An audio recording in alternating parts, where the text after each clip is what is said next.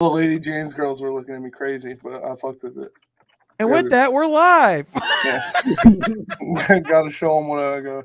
Gotta show them what I'm about.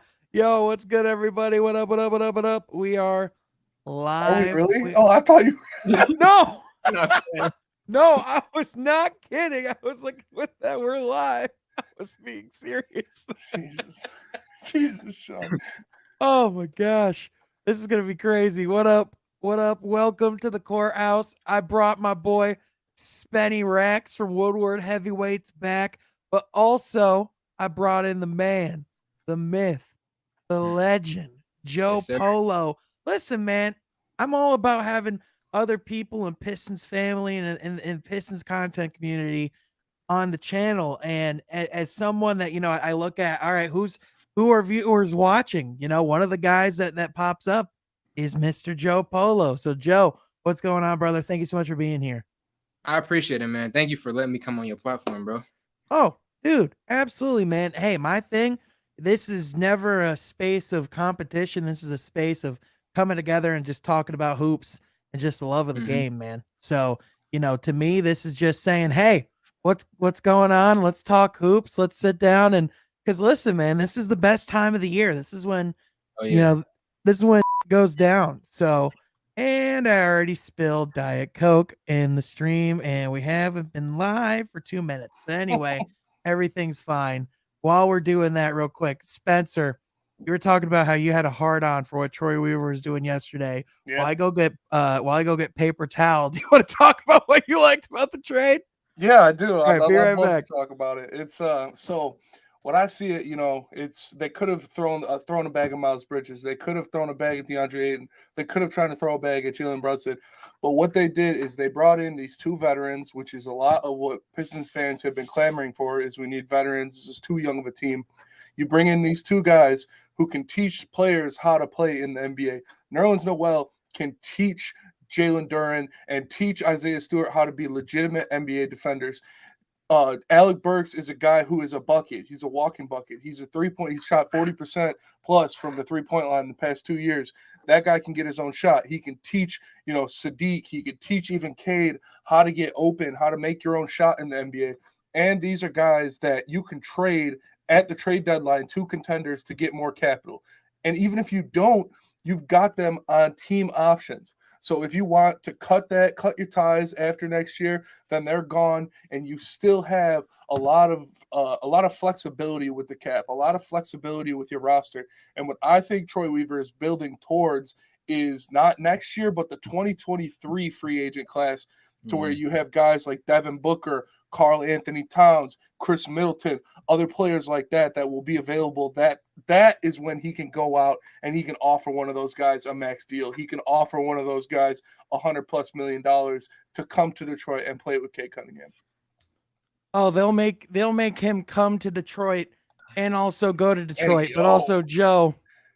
Joe, we talk about a lot as Pistons content creators, in my opinion, about Troy Weaver's greatness and just like what he's doing as a general manager.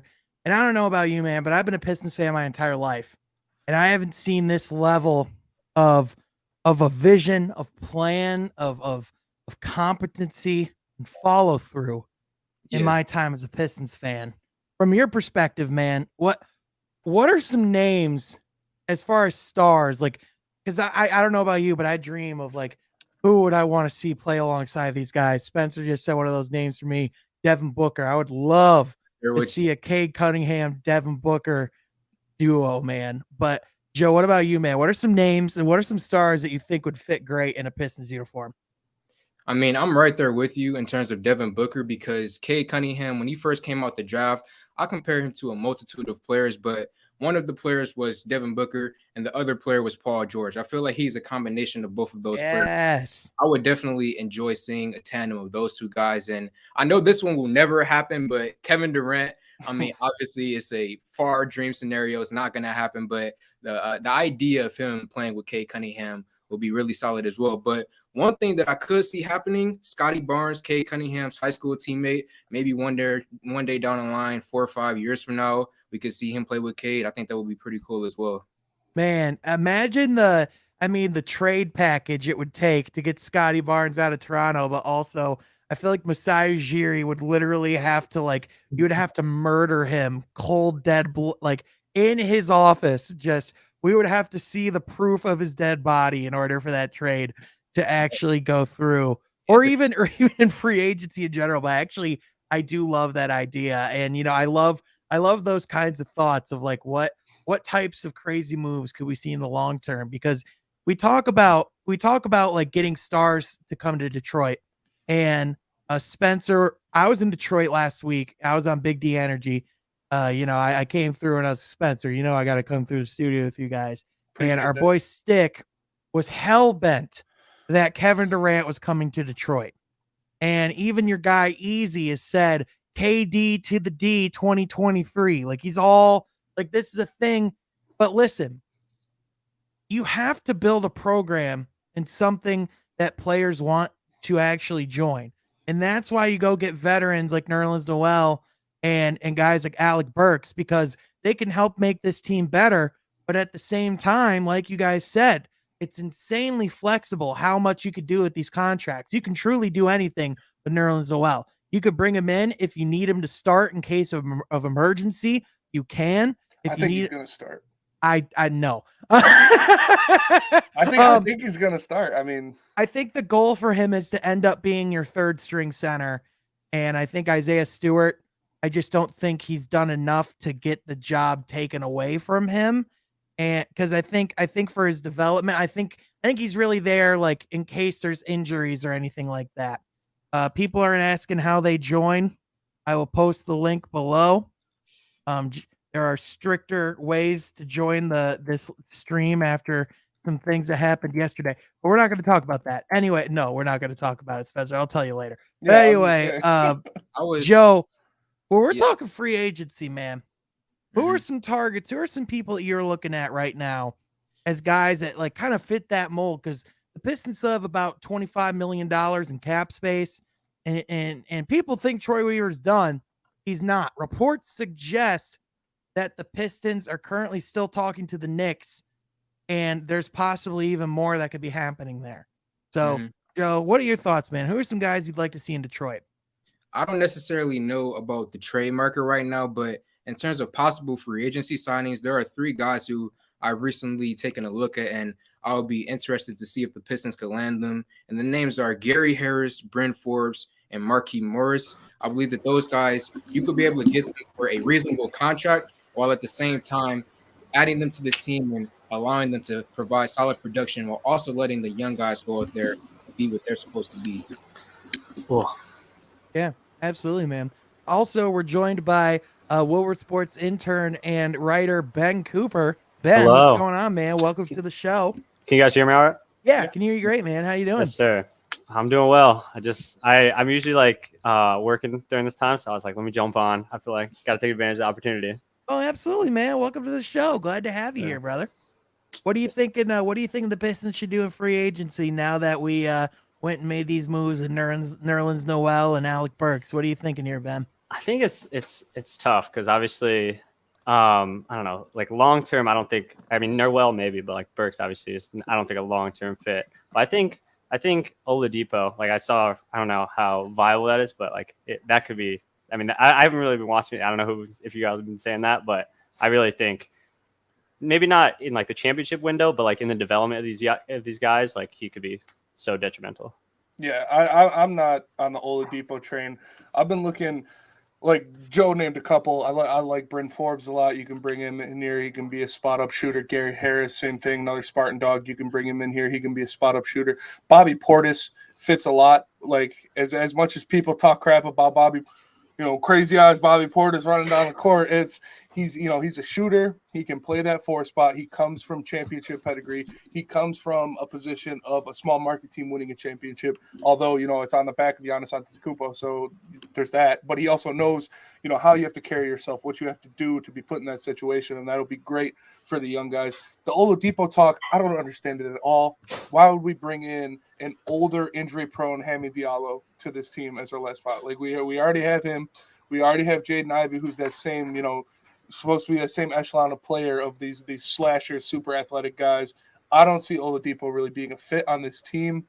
I don't know. Hopefully Corey Joseph is gone in a couple weeks, and then we'll have another roster spot. But yeah, I like Gary Harris, Brent Forbes, Patty Mills, Bobby Portis. I think all those. We need a shooter. That's what we need, more shooting. So if we can get one of those guys, I'll be happy with it.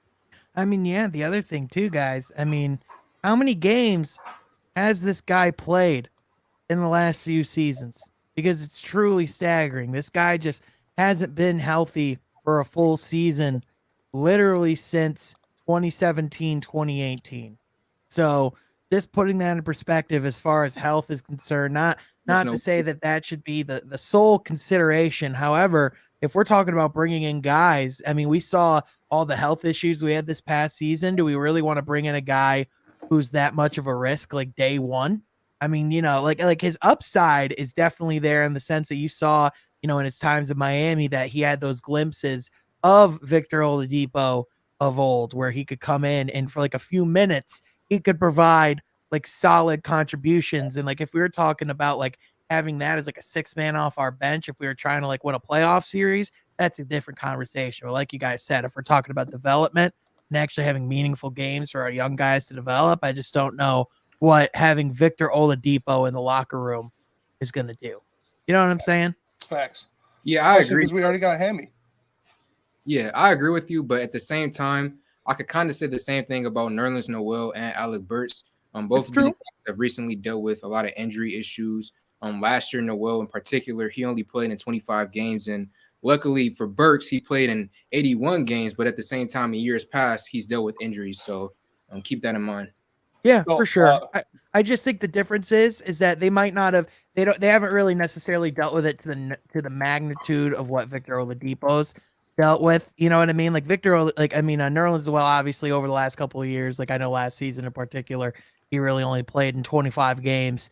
And really was kind of spotty the year before too. But I think the difference is with Nerlens Noel, I think he's kind of like a lower scale guy that you're bringing in. You kind of like I said, I think he's like the break glass in case of emergency big on this roster. He's both that veteran that can come in and be a presence on the defensive end and kind of like the calm and the storm, kind of like what Corey Joseph has been, like him or not. But that's kind of what his role's been, right? Like the guy that, like, if the young guys are struggling, get the ball to Corey and he can kind of try to do something like that crazy game, like that game that we stole against the Kings back on the road or this past season. I think of that in particular. But, I think, with that, I just think that's where it's a little different. If Noel, like, I don't think they're having him come in. And with Burks, with Burke, I think it's just for him, it's the shooting, right? I mean, that's what the value is. It's just his ability to come in and consistently shoot the three.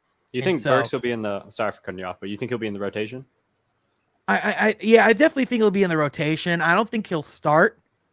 I could see him possibly maybe starting day one, but like as over the course of the season goes, I don't think he's a starter. I think he's a guy that comes in the rotation. I think he definitely has to play because I looked at the small force that we currently have on this roster, and outside of Sadiq Bey and Isaiah Livers, you don't really have much there. So Burks is definitely going to have to play. Yeah, I like Burks coming off the bench, being that guy to back up Sadiq. It's another guy. I think with that bench mob that we're going to have with the Killian Hayes, with whoever is coming off the bench, whether it's Marvin and Duren with the big man rotation, and then you've got Hamidou Diallo. If you bring in Burks with them, that's the shooter. That's the guy that can create his own shot. That's the guy who can draw in the defense. So I think that's where he will be the best fit on this team, is to be that microwave off the bench that can come in and knock a couple shots down, really get the offense rolling. But before we get too far away from it, Sean, you mentioned that KD to the D talk, that blasphemous talk that is never going to happen. Also, $2 super chat for Joe Dang Polo. So thank you so much for the $2 super chat. We got our boy Joe Mother Polo in the building, baby. But look at how much DeJounte Murray just went for today. DeJounte Murray went for a player and 3 firsts. Like a quality player too.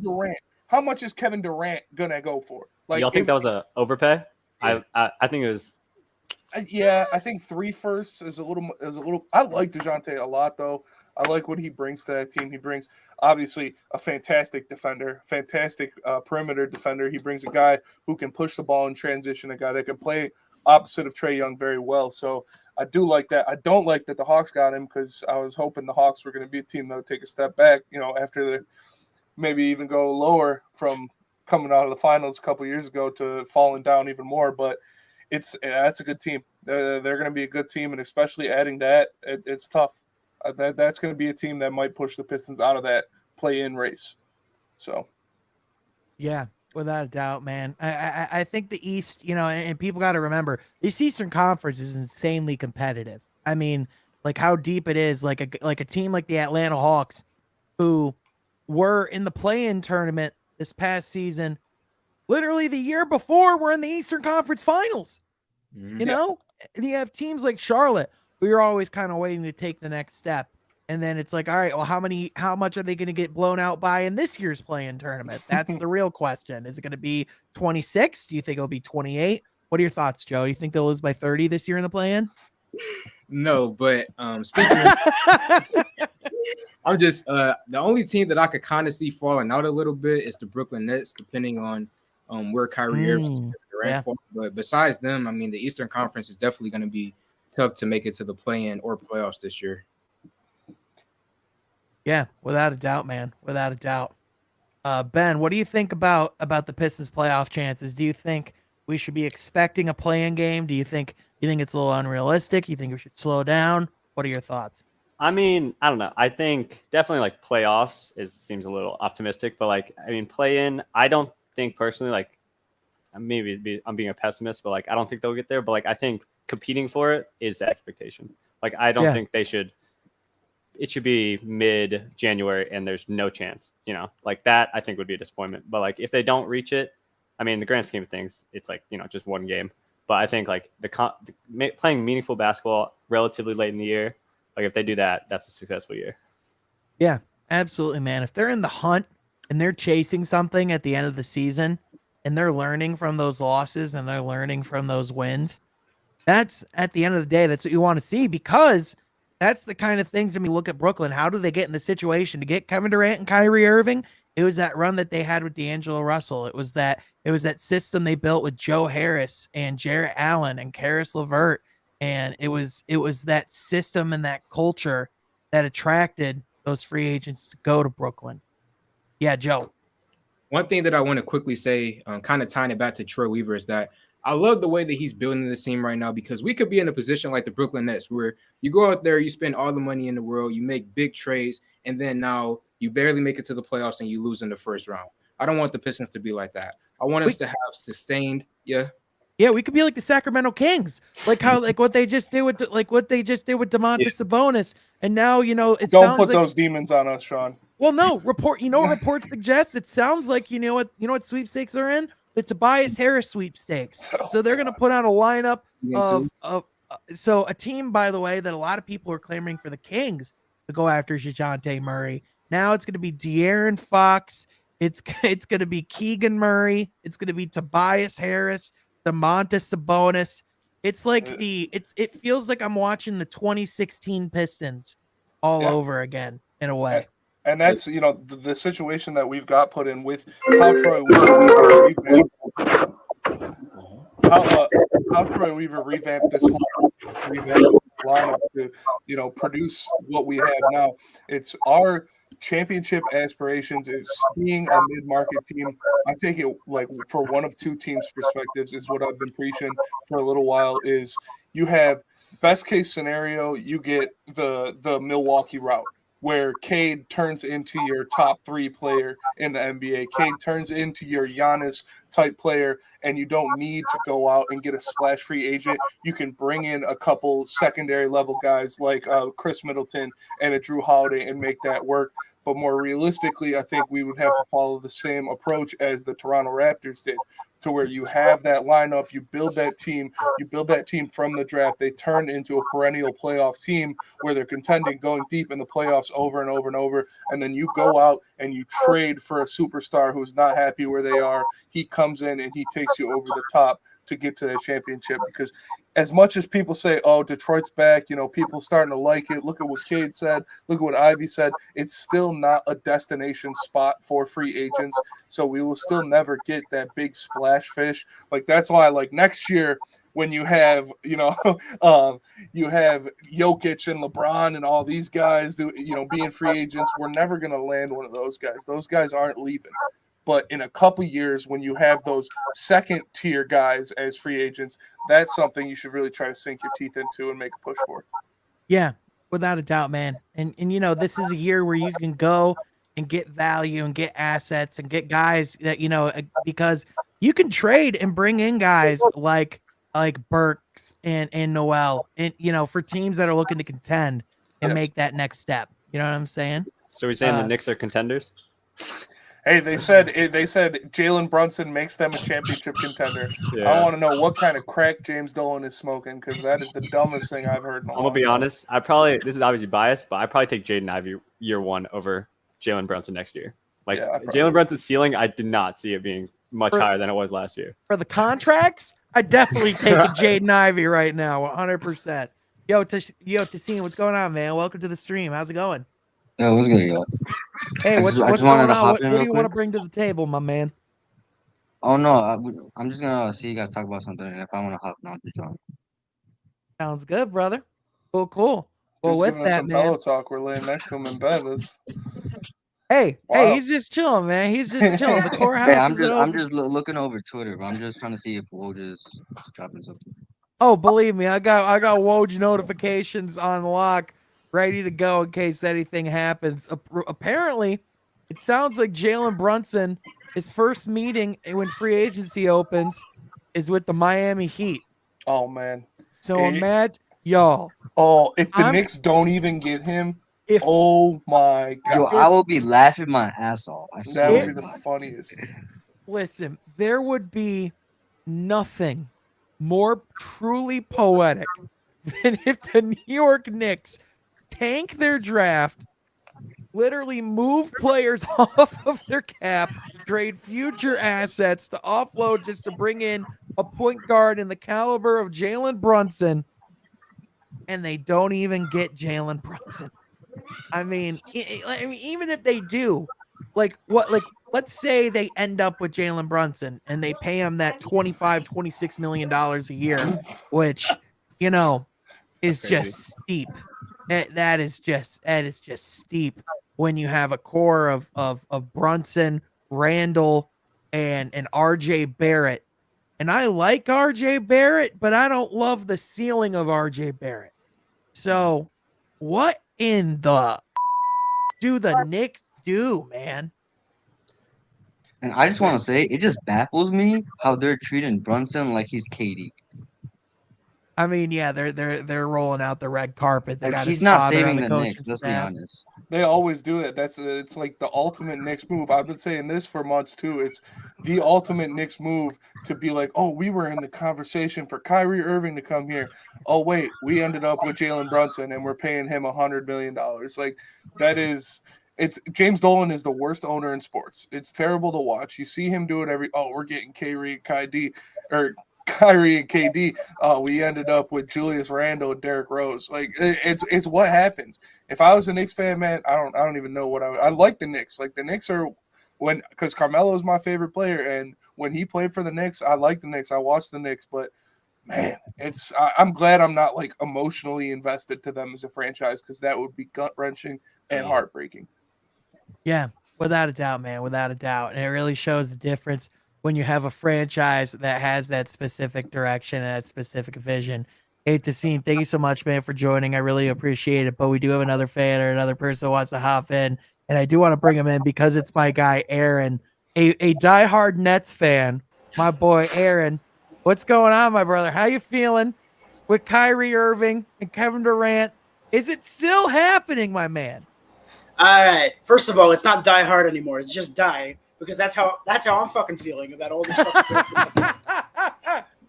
It's just dead inside. It's just dead inside. Inside, soon to be outside. I don't know. I'm just rolling with it. But yeah. Both the Nets front office and Kyrie have made it very clear that they're willing to, use the media, I guess, as a playing card, as a chip, rather than actually, I guess, being honest and working on the relationship with the media. So I'm not taking much into it, but at the same time, with Patty Mills opting out, all that, I think it's kind of a shit show anyway. Oh yeah, 100%. Yeah, that's another thing. They're losing out on Patty Mills. You know, Bruce Brown's a free agent. He's a guy that very well could choose to go someplace else. Do you think? Nah. Do you think he's coming back? I know he's coming back. I've spoken to the guy. He loves the fucking Nets. You spoke to Bruce Brown. I know hear him. it first. Oh hell yeah, man! Hey, that's awesome. Hey, I feel bad, man. I liked Bruce Brown as a Piston. I know a lot of people liked him and wish that we would have held on to him, but man, Brooklyn is a good spot for him. I really Y'all do. got Zan and Musa though, right? What's that? Y'all got Zan and Musa in a second though, so you're all good. Yeah, exactly. Listen, the trade package was perfect, brother. The trade package was perfect, without a doubt. But Win-win trade. well, let's look at some questions in the chat real quick. If we were just have to be right about how good Killian and Stu are going to be, how good do you think they would be then?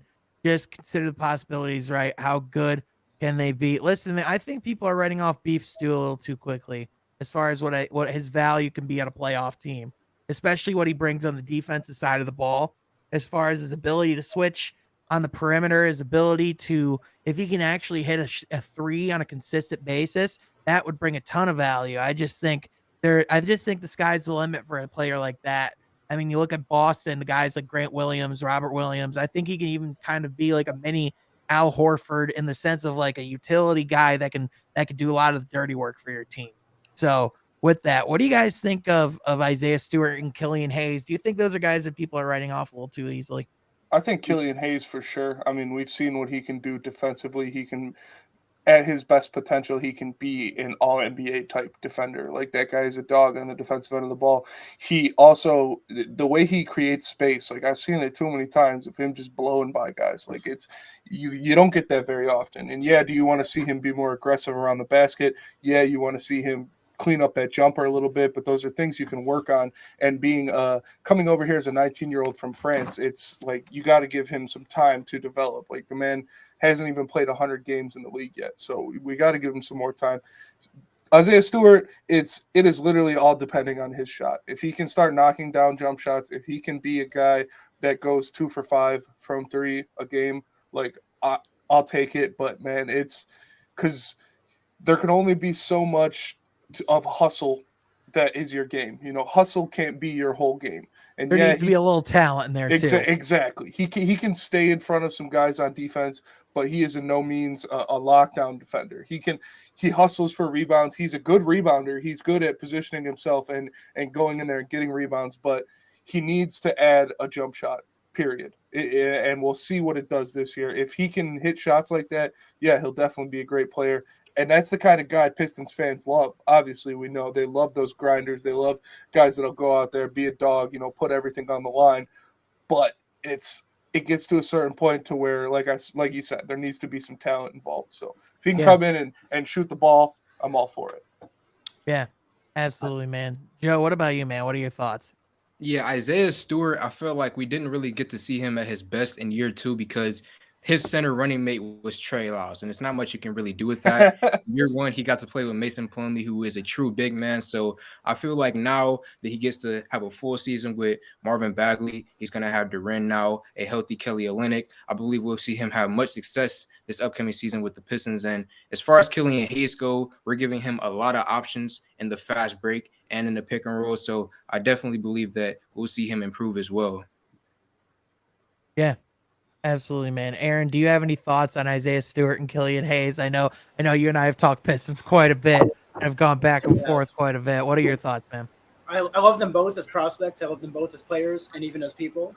But for Killian first, I don't know if he's going to be able to get his reps, his touches behind both Jaden Ivey and Kate Cunningham in the pecking order. I mean, you could even say that Alec Burks might be taking some of those minutes, but if you get to a point where Alec Burks is taking away minutes from a crucial part of your future, which I don't know if that's how Weaver feels about Hayes, then I feel like Burks is the one who's going to be gone if it does come to that. I don't think it will. The NBA is having a shortage of young small forwards anyway, so I feel like you're going to have Burks playing that position more than the two anyway. But I am high on Killian. I do think he can do a lot, but it really comes down to, will he be able to do that in Detroit as the third best guard on the team? Yeah, for sure. And as far as it goes with Stewart, I mean, it's similar enough. I mean, there's obviously Jalen Duren, who I'm very high on as a prospect. Something like a better version of Pistons legend DeAndre Jordan. Hey, Pistons Hall of Fame, man. His week and a half, dude. Hey, he got Legendary y'all 4 stuff. seconds, and I'm pretty sure you used some of those for Jalen Duren himself. So we used every second, man. We made the most of it. that's what I'm saying. So, but let's see. Then you also have Kelly Olynyk, who, in theory, trade the guy, cool, but in practice, who wants a $12 million center who can't guard anyone? Right. So he might very well be on the team. You've got Nerlens Noel, who I like as a player. I like him as a piece on a contender, but apparently Detroit also likes him. I forget who it was, Woj or Shams. As soon as the trade went through, I'm pretty sure it was Woj saying like that the Pistons like Nerlens Noel. They want to give him reps. They want to play him. So is there room for Isaiah Stewart there? Because as much as y'all were talking about the jump shot, the other question is, can he guard power forwards? And I don't know, with his big bulky frame, if he'll be able to do that consistently and be able to stay on the floor. But it's also hard to find a trade partner for him because a lot of teams are already set at center. And are you really trading him to be a backup for a different team? What are you going to get in return for that? What, you're getting some filler and a second-round pick, 2 second-round picks. Do you want to do that for someone who you just used a first-round pick on just 2 years ago? I don't know. I like Stu. We all like Stu.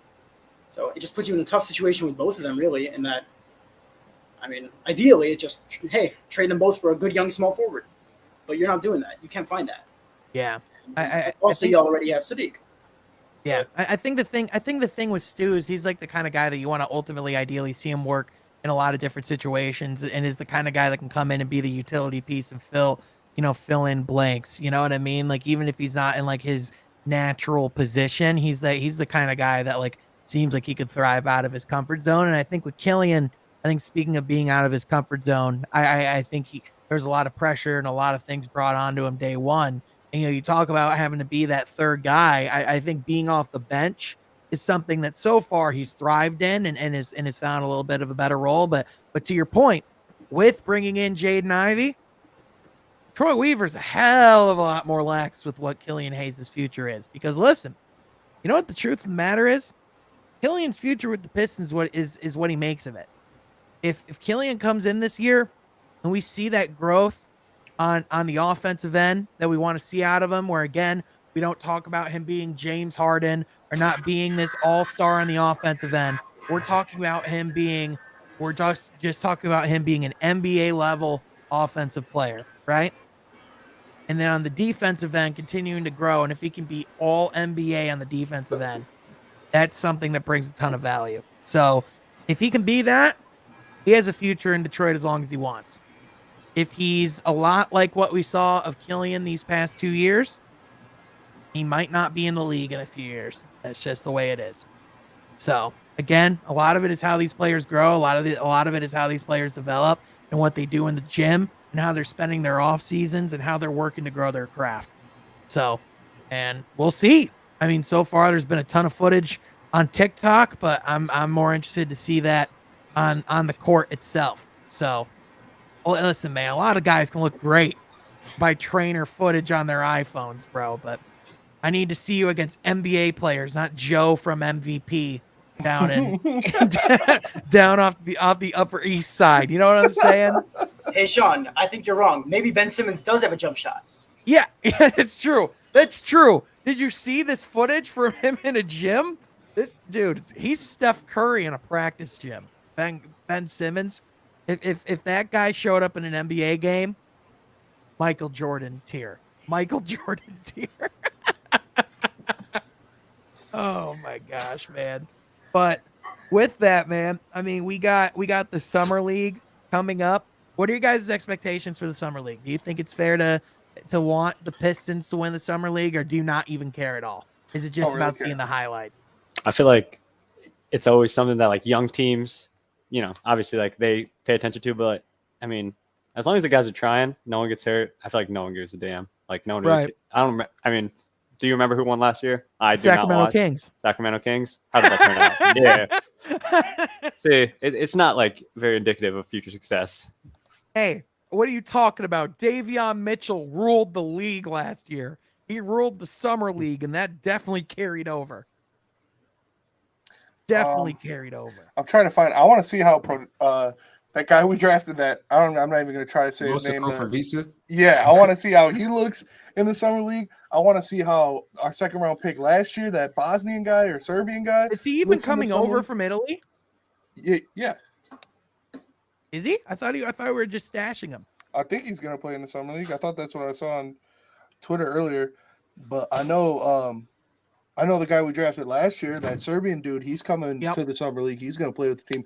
And as much as you said, highlight videos, his highlight videos look pretty damn good. So I want to see him in the summer league, see what he can do, see if he can actually play for a little bit. Because, man, I don't really care if we win or lose the summer league. Yeah, I'd like to see it. Yeah, Jaden Ivey said, I want to win summer league MVP. That really doesn't matter to me at all. I just want to see guys go out there. I want to see these second round picks and see if they actually have some talent going against guys that might be in the league. Absolutely, man. Joe, what about you, bro?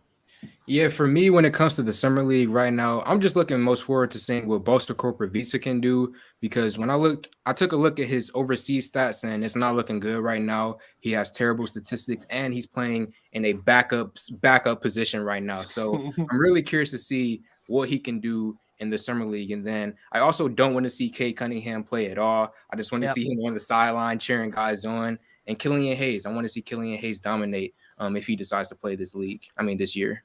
Yeah. That's so facts, Joe. Like the Cade Cunningham not playing at all, because we saw when Sadiq played in the summer league last year, like he was a man amongst boys. Like he had no business being in that summer league. He was going out there giving buckets, serving fades. Like that's what Cade would be doing if he goes out there.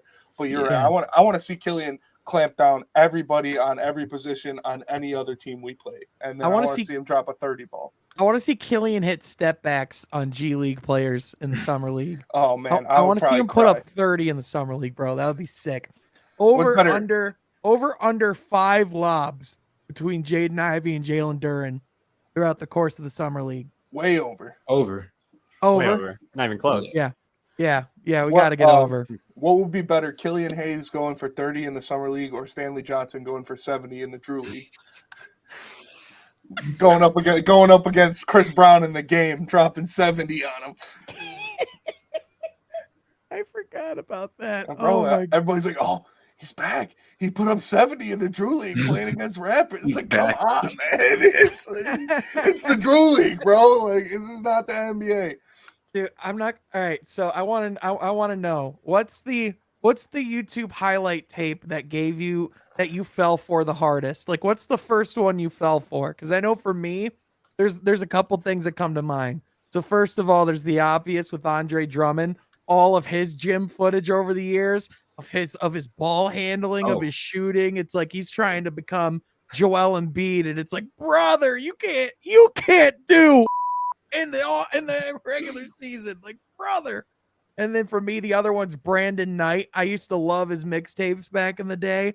I thought he was going to be awesome. But Joe, you shot your hand up right away. Yeah, for me, I fell for Luke Kennard. I'm not going to lie. Seeing those tapes of him training, I thought he was going to be something serious. Bro, not even a Pistons guy, but James Young. Young that man was a dog. I mean, it's a Michigan guy. It's not a Pistons guy. But his high school tapes, his summer tapes, like, man, and we all know the dunk he had against Kentucky where he literally put all 5 players on the team on a poster. Like, man, that man had some crazy highlight reels. Yeah, and people are saying James Young could shoot, too. James Young was a dog, man. He was a real deal dog. I can't believe he's not in the league. Yeah. Aaron, what about you, man? You got to have someone that you just fell for. Listen, for all this wealth of knowledge you have and all these takes that you will claim victory on, you got to have some guys you've fallen for. I know you're going to bully me for this one, but I'm going to say it anyway. Let's go back to last offseason. All right. My Lord and Savior, Steven Adams, posts some gym footage of him hitting threes. And I'm like, okay, we in this shit. That's your big brother, bro. And no. You're like, no, how dare you say that? Yeah. So now I'm like, never shoot the fucking basketball, Steven. Yeah. I love you, Steven. That's not you. Stop. I never liked Henry Ellenson was a summer league GOAT. Okay, I'm so glad you said that because I had it Here's ready to Lorenzo go. Brown. This guy was Let's a dog in the Got summer three league, titles at dude. home. My This guy childhood was right a here. bucket, bro. Why was this guy Dirk Ellenson, Nowitzki in kind of the an awkward summer spot. league, bro? It was like something about whatever reason when he showed up to the Orlando Magic summer league gym, he just was like feeling like the GOAT. He was on a different level, different sphere. That's my childhood right there, bro. I remember Same that here. so clearly. Same here, dude. I remember watching this game because that was Luke Kennard and Henry Ellenson. I think they went for like 45 or something like that. They both went off that game. And I remember like thinking the Pistons are going to be awesome someday. They never panned out, bro. Never. And then of course, that's the guy we draft over Donovan Mitchell, freaking Luke Kennard. Thank you so much. And you know what my favorite thing was with Luke Kennard? Can I just say this as a Pistons fan that was on Twitter throughout all that time? There was kind of an uncomfortable, unspoken rule of Pistons Twitter where you couldn't admit that Luke Kennard was the wrong pick and that we should have taken Donovan Mitchell. And that, like, if you ever said it, you were just being negative and that you're the asshole. But, like, I think we would all, I think it's comfortable. I think we would all agree. I think Donovan Mitchell should have been the pick. Yeah, I mean, I'd say so. I feel comfortable saying that now. Do we agree with that? I'm not gonna go out all in on that one, but no, that's a hot take, man. Real. Yeah, hot Henry take. Ellenson summer league swag on tilt, bro. I'm saying, for dude, sure. and Do he we had know the where he is mask right on now? too. Where is Henry Ellison? Like, what is he doing? Oh, He's he's serving somebody Darko's some French farm. fries. French fries. He's serving somebody some French fries somewhere. He's serving the fries and the shake. Come on now, man. Not Yeah. Hey, he washed my car yesterday. I Yeah. just he looked it up. washed your car yesterday. He had 35 in the G League last year. I'm just saying. He could be next. He could be next. He's a little old, but Maybe. you know. Could be Yeah, next he could again. he could be hitting final form right now. We could be joking about him. He could come in and win MIP in the Bro, next couple of years. Cameron Payne. if Henry Ellenson comes in and win MIP, I'll shave my head. He's only 25. He's only 25. Bro, that is the second time you have made a wager about shaving your head today. Yeah, and within like 3 hours. Yeah. I mean, dude, that's what it's about, man. And to answer your question, he's currently playing in Spain. Spain. So he's still hooping. Like, So he's about to be teammates with Luka Garza. Good, oh, no, don't good say for that. him. Don't say that. Nah, that's Good mean, for bro. him. Good for him, man. Damn, come on, man. You know if he was really cold, he'd be playing in Shanghai right now. Hey, Chilling with Jimmer, playing in Shanghai for the Sharks.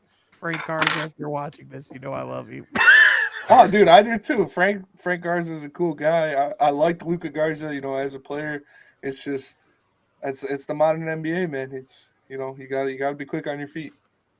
Yep, but at the end of the day, it's business too, and now, I mean, obviously, it makes a little more sense too when you bring in a guy like Nerlens Noel. I mean, fills that spot of the third center on the roster. Bringing back Marvin Bagley as well. What do you guys think about Marvin Bagley, like his future in Detroit, and what do you think his role could be? Do you guys see a scenario where Marvin Bagley's in the starting five opening day? Oh, yeah, absolutely. I feel like Marvin Bagley last season, once we saw him on the Pistons, he basically gave us the blueprint for success. The pick and roll between him and Cade Cunningham is what we need in the future, just to have Cade having a big man that can score in that way. So Marvin Bagley, I feel like he's a big piece for the future. Yeah, definitely. You saw, how he came back. He even said it. He loves being in Detroit. He feels like his career is revitalized, and that's what you need.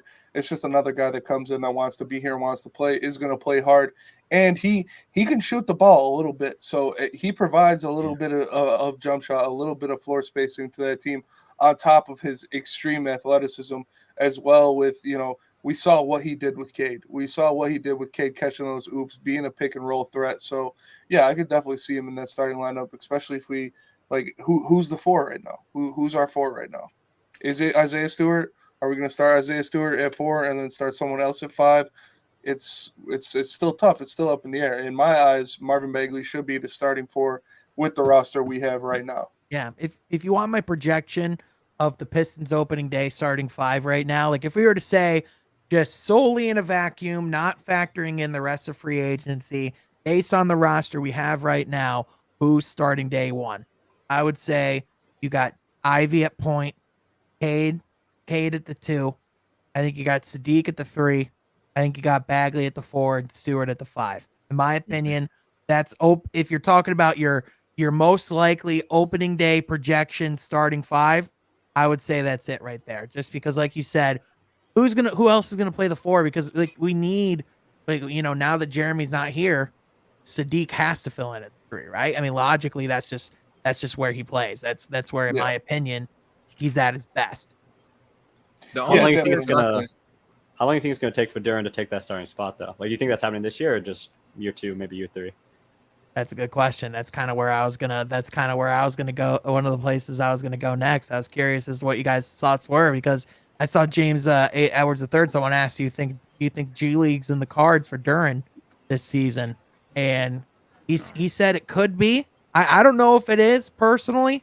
I think it's gonna be very reminiscent of Isaiah Stewart's starting year. He might not make it into the starting 5 he might make it there out of necessity at some point, but he could potentially through that earn a role and kind of earn that spot. You know what I'm saying? Like I think through and listen, even Dwayne Casey said it's going to take 3 things to get on the court: rebounding, defense, and getting up and down the court. If he wants to get time, he has to do that. And listen, if there's any guy that I'm not worried about him doing that, Jalen Duren is that guy. He's wearing number 0, and I saw someone say it was going to give them post-Drummond flashbacks. But honestly, I think we're going to watch this guy. Like, I think he's going to dive into the 3rd row by literally game 2, and we're all going to like have those visions of Drummond like wiped literally within like a day and a half. People are going to fall in love with him, and if that's all it takes for him to get on the court, then he should be starting game 1. If all it takes is defense, rebounding, and hustle for him to get on the court, then that's what he should be starting, because that's what he has. That's what he's going to bring to the team. And it's I was thinking like lineups. But it's about keeping that up and taking it to the next level, though, because it's one thing if you're about it. It's one thing to say you're about it, but it's a whole other thing to go into the big boys and confidently do that against NBA guys, right? Because here's the other thing: he's going to be because Jalen Duren is going to be a guy that coaches, experienced coaches, are going to target. Because what's the thing you do with young bigs? You attack them. You get them in foul trouble. You get them off the court. You get to the free throw line. They're almost a target. They're a bullseye, because guys like Jalen Duren, newsflash, he's going to be in foul trouble a lot early on. And that's why we got so many bigs. Yeah, exactly. That's why you have guys like Nerlens Noel who can come in and be that stable guy and that kind of force that again, in case of emergency, break glass. Here's Nerlens Noel, because someone said, I saw someone say earlier, do we really need a break glass in case of emergency big? Was I the only one that remembers watching Trey Lyles play the 5 this past year? Joe, do you remember that, or is that? Yes, I do. How bad was that? How hot dog water-esque was that? Because it was bad, terrible, bro. It was freaking. It puts the buns and cardigan, bro. I'm just saying, it was bad. It was terrible. It was as bad as that joke. It is what it was. Yeah, I'm no disrespect, but that shit was kind of tough. I'm glad that the one time you speak up, Ben, is when you have to roast to shit on my joke. I appreciate you popping in to just shit on my joke. Hey, thanks for letting me come in here. Hey, also, fuck your comedy. No, you've been good all.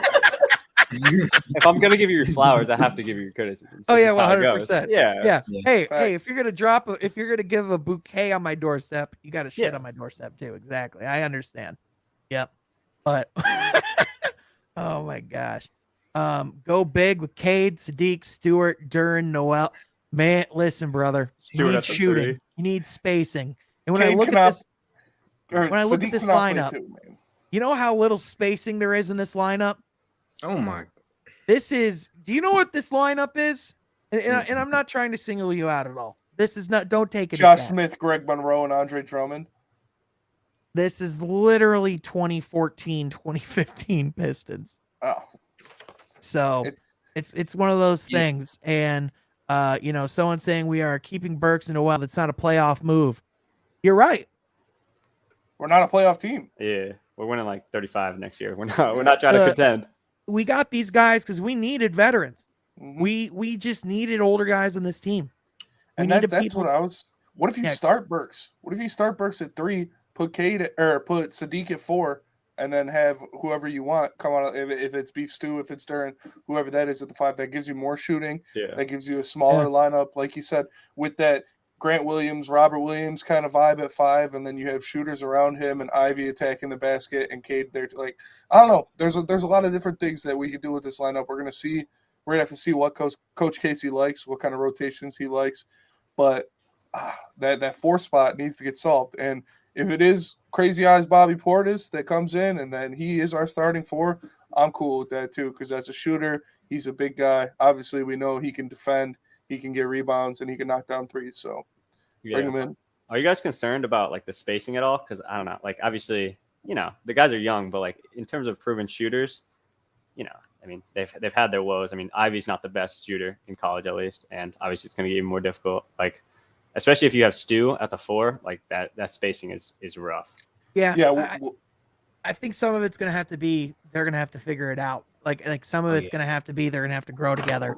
In that sense, I think first of all, I think from Cade's point of view, I think you've seen Cade had to take, first of all, he's going to get double teamed a lot less this year with Ivy's presence.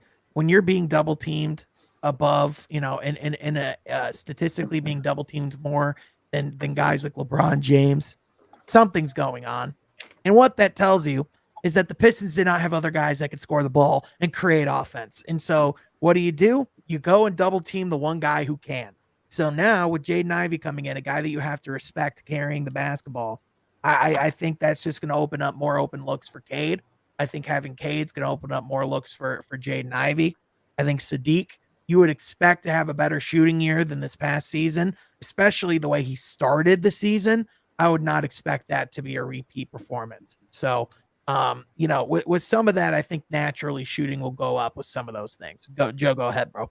The only thing that I'm kind of worried about is shooting coming from the bench, because I believe we have scorers off the bench, but they're not necessarily 3-point shooters, because you have Killian Hayes, you have Diallo, Burks, who's a good 3-point shooter, Livers, good, but then you have Duren at the 5 position. So I'm kind of worried in terms of 3-point shooting off of the bench. Yeah, no, that's fair. Because like you said, and that's where like free agency wise, you bring in guys like Bryn Forbes, do you look at guys like Gary Harris who are going to be available, like free agent wise, like are there names, are there people that you guys in particular like, and any shooters in the market that you think could bring value to this team? I mean, that's why you bring in Burks, right? I mean, you would think, shooters off the bench. I would hope he would be one of those guys, right? There you can go. Oh, I was just gonna say we already said a couple guys that I like shooting wise that we could bring in, like a Patty Mills, Bryn Forbes, Gary Harris, somebody like that. But I do think, with Burks, with Livers, I think we should have enough shooting to keep that secondary unit afloat at least. Like I think Livers is going to be a big player in this rotation this year. Oh, he is obviously our best shooter and defender off the bench. Like that guy came in and he just makes the smart play. He goes out there, he makes winning basketball plays. So I think he's a guy that obviously we know Troy Weaver likes him. He walked up to him at the draft and said, "I told you I was going to get you," when they drafted him. So if he can step into that role and having some big guys there too, that'll be able to eat up some space down the middle, kick him out some balls, I think it'll do a lot for him.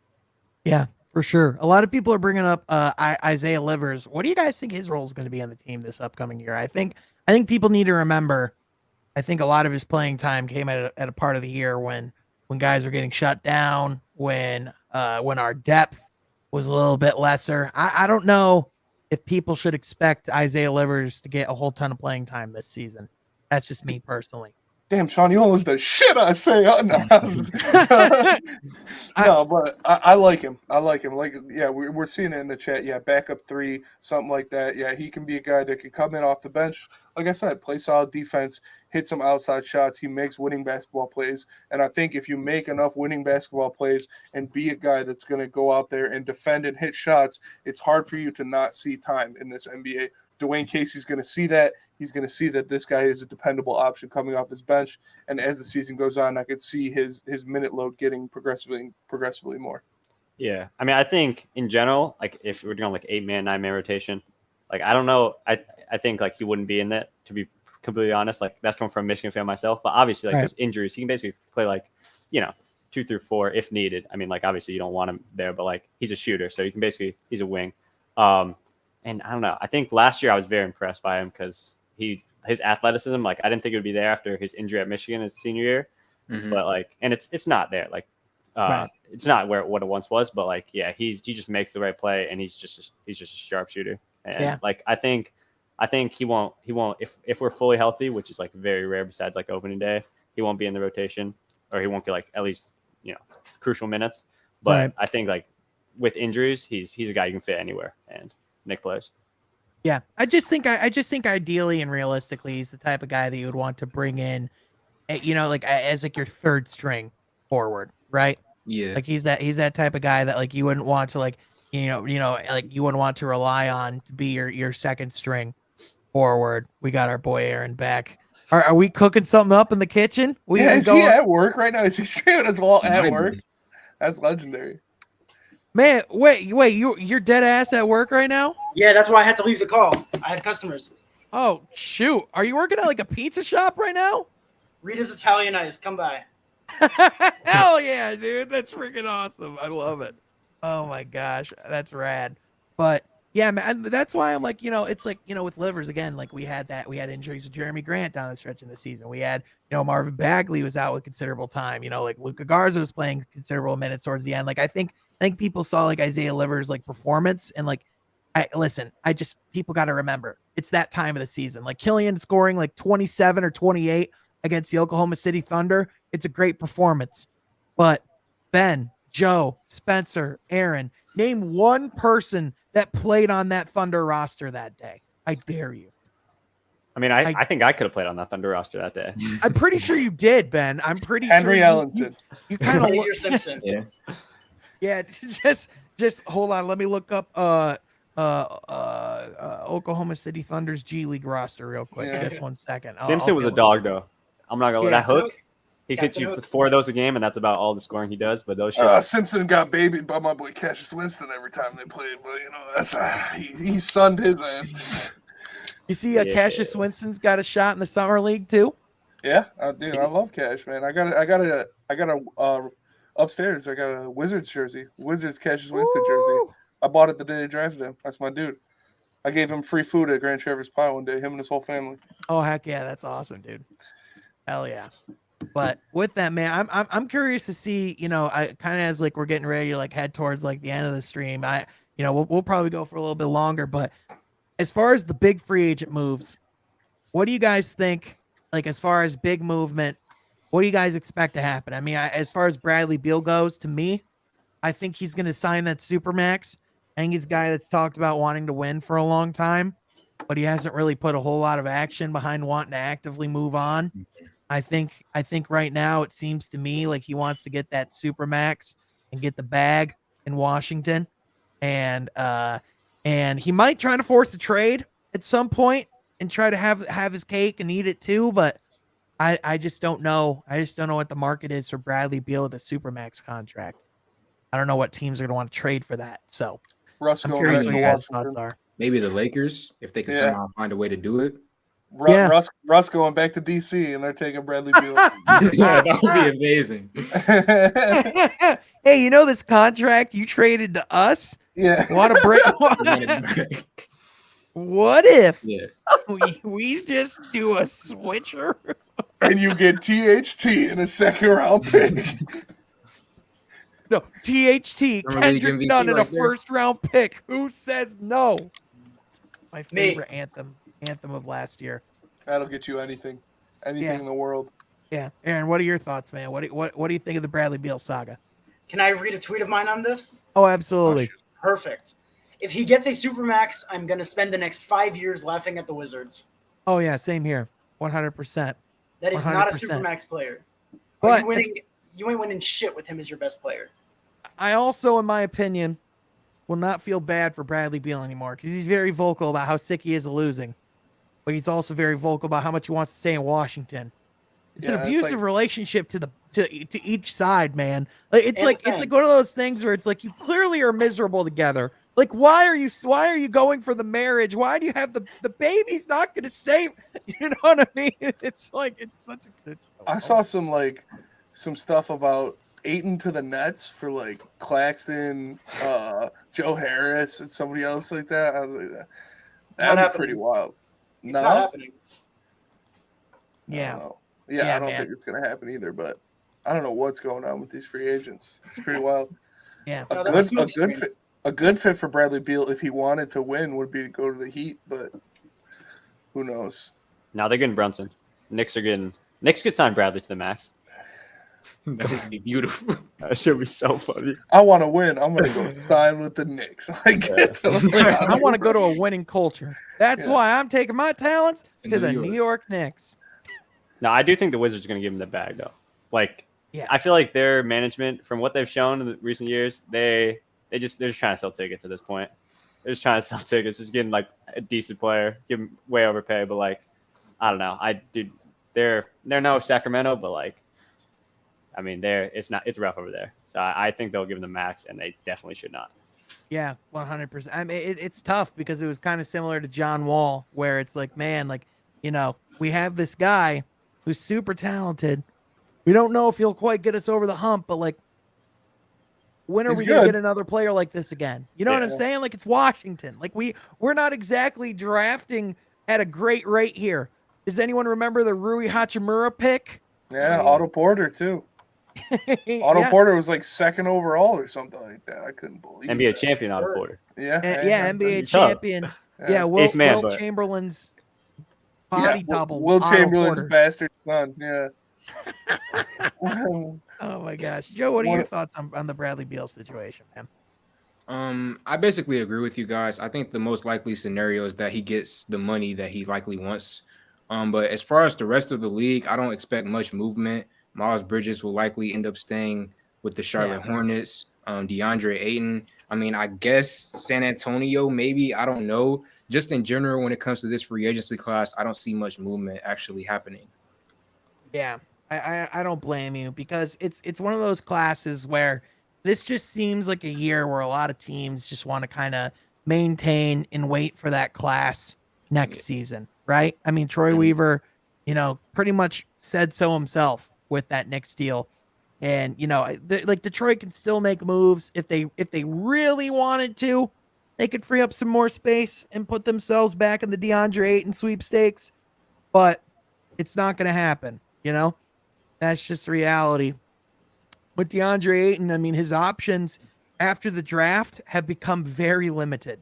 I mean, he looked in prime position to pair up with Cade Cunningham, and then a huge 6'11", 250-pound, 18-year-old problem came in Jalen Duren for DeAndre Ayton. So that's the crazy thing. He's 18 years old. What if he shoots up another 2-3 inches in a year and a half? Like, he's literally the same age as me right now. Like, bro, you're 18. Like a disappointment. Man. I saw someone say you were super young, and I'm like, I'm 25, and people call me pretty young. Same. So I'm like, dang, Joe, good for you, bro. Hey, look at good you, for man. you, Joe. Doing things already. Oh yeah, man. Look at you, brother. That's what's up. I love that. That's awesome. Ben, how old are you, man? Are you above 18? I'm 18 as well. Okay, you're 18. I'm about to turn 19 next Monday. You know. Okay. There we go, man. We got some youngins in this stream. Holy cow, it's wild. Man. I'm normally the youngest person on everybody I chill with, so it's wild to be like, yeah, we're 18 right now. Yeah, it's crazy, man. Hey, Spencer, we're the old heads around here. Call me Big Unk. You know. Big Uncle Spenny, open wide. Jesus Christ, man! I didn't see that shit. I didn't mean it like that. Jesus. You see what Chuck said in the comments? What's that? Joe makes Sean look like a 10-year-old. Facts. God dang, man. Come on, Chuck, man. It's a rough one for Sean today with the insults and shit. Yeah. Oh. I have a beautiful baby face because of our friends at Manscaped. No, I'm kidding. Yeah, dude, shameless plug. Yeah, 100%. I mean, but if you did want to use the gun, no, I'm just kidding. But man, Knicks gonna give Iverson to a max. Don't know what that means. I think I like the either this passion. guy's playing NBA Live 07 right now, or he hopped into a stream in 2008 and thinks we're talking about. Yeah, I have no clue, but Bro, I remember I got 2K06 one time from Family Video way back because I was like I was trying to get like 2K11 and all they had was 2K6, and it was like you could trade player for player. And so I was on the Pistons and I had like Allen Iverson, Yao Ming, Ben Wallet, like just a dumb Kobe Bryant, just a disgusting lineup full of all stars, blowing teams out like 120-64. oh my gosh, bro, Good those were the times. days, man. Side note, I would piece any of y'all in 2K. I would piece any of y'all in 2K. I'm owning you. I'm sorry. By the way, we're gonna do a 2K stream soon. By the way, so keep a Sean- lookout for that. One of these Sean scorehouses runs the with next the couple Warriors. weeks. We're playing 2K, so it's gonna be a good ass time. But I do want to wrap back to this DeJounte Murray Hawks thing. I know we talked about was that a steep price to pay for Atlanta? What's the thinking here? I understand, first of all, I like the fit on the defensive end, right? Because in the defensive end, this means you can really shield Trae Young a lot easier because DeJounte Murray can take a lot of those tougher assignments. However, I also get that for this to really work, this means Trae Young's got to play off the ball more, right? Is this their response to what happened in the Miami series where Trae Young was forced to be so heliocentric that he had to create so much for himself? Is this them saying Trae's going to play more off ball? What are your guys' thoughts? I think this is them saying we need perimeter defenders because Bogey's not getting it done, and obviously Trae can't guard a dish rag. It's you need somebody out there that can play some defense, and yeah, it always helps to have another a secondary ball handler guy like that. And they want Trae Young to adapt his game to more of a Steph Curry fashion, like you said, playing off ball, running around off back screens. You got big bodies down there in John Collins, guys that can set back screens for you, and he could just be running around. How dangerous would that be? It would be literally like Steph Curry. Like you've got a guy that you got to worry about at all times where he is on the floor. He's running, sprinting sideline to sideline, just catching the ball and throwing it up. So I think it's going to help them a lot. It'll add a whole new element to their game, and not only defensively, but on the offensive end. Yeah, that's a good point. Yeah, I'm curious to see how it's going to work out as well because, both Trae Young and DeJounte Murray are extremely ball-dominant guards, so I'm curious to see how they will balance that out. But I do believe that DeJounte Murray basically does everything that Trae Young really can't do in terms of rebounding, defense, stealing the basketball, all of the areas where Trae Young is kind of weak at. I feel like DeJounte kind of shores up those areas. So I'm definitely going to keep my eye on the Hawks next season to see how it all can work out. I don't know. I'll be interested to see. Yeah, I mean, similar, but Trae, he just hasn't really played off the ball like that in his, fucking life. At some point, and it'd just be interesting because I don't know, he shoots the majority of his shots off the dribble, at least from the perimeter, and I don't know. I'd have to look at the shooting percentages, but I would assume he's definitely more comfortable from there, and I would assume the percentages line up that way. So it'll be interesting to see how much his usage rate changes, and if DeJounte's even I guess he was a all-star technically this year, and I wonder how much if he's going to be even close to the numbers he put up this past season. Yeah, I mean, this is certainly a lot of pressure on DeJounte Murray to come in and be that guy that he was in San Antonio. And I mean, for San Antonio, for Greg Popovich, I mean, I just feel for the guy. I know he gave his blessings reportedly to this trade, but just coming in, it just feels like he's just his job's getting tougher and tougher each and every year. It's oh, what's that? Hey, Pop, that player that was keeping you competitive and had you in the play-in picture, he's gone, out of here, shipped.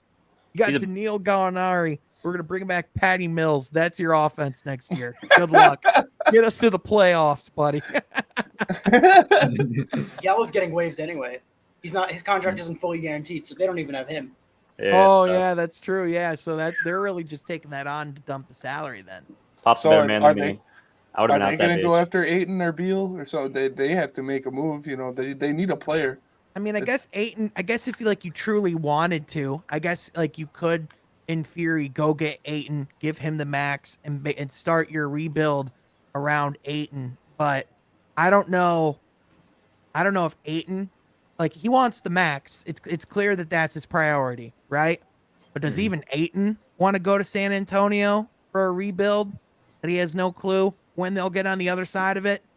Because I just, even with the rebuild direction they're clearly going in, are they bad enough to rebuild if they bring in Ayton? They said Spurs are tanking for Wembanyama, or however you say his name. And dude, that guy's a monster, man. That's not a bad move. If you're gonna tank for somebody, I would tank for him for sure. Listen, man, I got to start watching some tape on this guy. I've been hearing a lot of buzz. He could do everything, and he's 7'3". That's all you need to know. And he bodied your boy Chet, big time. Oh, he did. Oh no. Not my boy Chet. Big time. Not my boy Chet. Oh no. Oh no. I mean, hey, he plays the Thunder. Hey, shout out to my boy Cone, by the way. He came on the pod today. Big love to Cone. But I mean, yeah, he's a unicorn. That's what I'm hearing. Absolutely. But yeah, man, I mean, the Hawks are certainly going to be, I think they're going to definitely be better.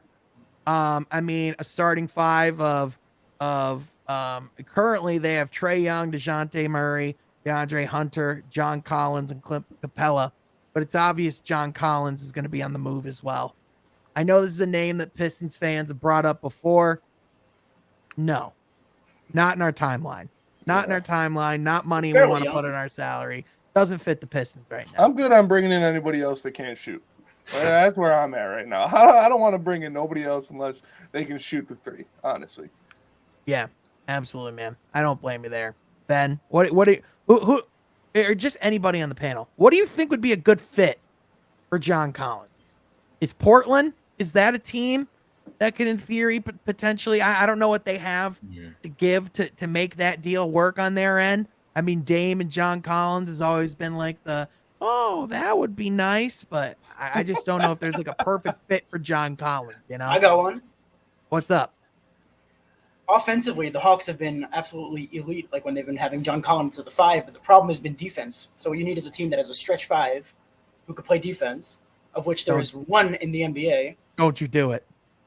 So I'm going to do it. A team that was supposed to draft Keegan Murray, but the Kings decided to be the Kings and draft him earlier, and that would be the Indiana Pacers. Oh. I thought you were I'm not going to lie. I thought you were going to try to swindle Ben Simmons out of Brooklyn and trade to get John Collins instead of Ben Simmons on your team. I thought you were trying to be smooth, Aaron. But with his point, stretch bigs going into fits like that, Denver or Philly, even Philly would be a good option. With obviously you got Embiid, who is a defensive animal, and then you have James Harden taking less money than he should have, which is, I mean, we saw in the playoffs what happened. He didn't deserve that money anyway. So you need somebody that's going to be able to throw oops to him. You need somebody that's going to be able to cover defensively for him. So Philly could be a good spot for him, but salary-wise, that'd be a nightmare to figure out. Yes. Tobias Harris, what do you mean? Yeah, he's going to Sacramento to play with his little brother, Keegan Murray. Yeah. I always thought the Jazz would be a great dynamic duo. Not a great fit, but I could imagine the Jazz going to get him. They give Capella and him, Gobert. I mean, I wouldn't do it if I was the Jazz, but I could imagine Mitchell being Mitchell being I do not want to play with this COVID spreader. Mitchell will be gone if they got John Collins. I'm the only guy on this team that can shoot the damn balls. I feel like Donovan Mitchell, I think just off those jerseys they have coming up this season alone, I would want out.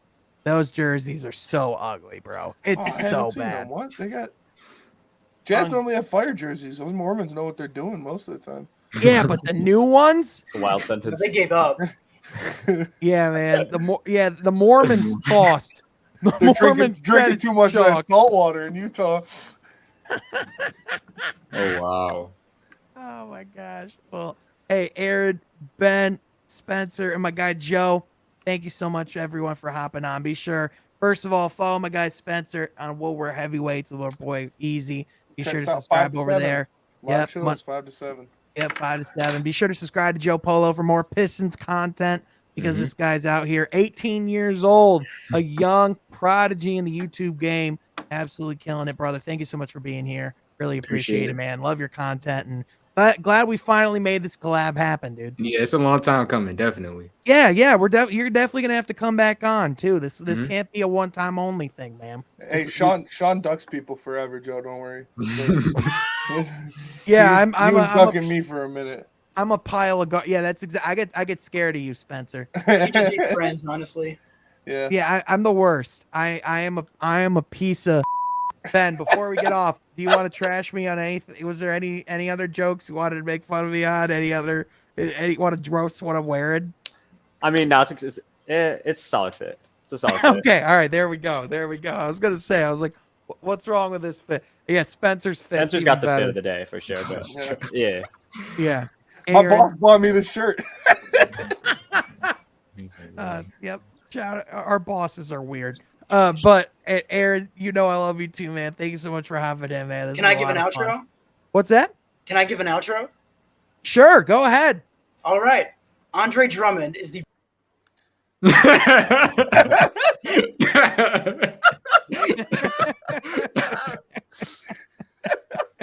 The timing, bro. Didn't even end it. Like, just Andre Drummond is the bet, and it's just out. I love That's that. fucking gold, dude. That was great. That was fantastic. Well, hey, everyone, seriously, man, thank you all so much for tuning in to the stream. If you have not hit that subscribe button already, be sure you do, so that you're up to date and tuned in on all the content we have coming out, all the basketball we're going to be talking about, everything that we have coming out, man. It's going to be great. So seriously, thank you all so much for tuning in, and we will catch you guys next time from Half Court. Be sure to subscribe.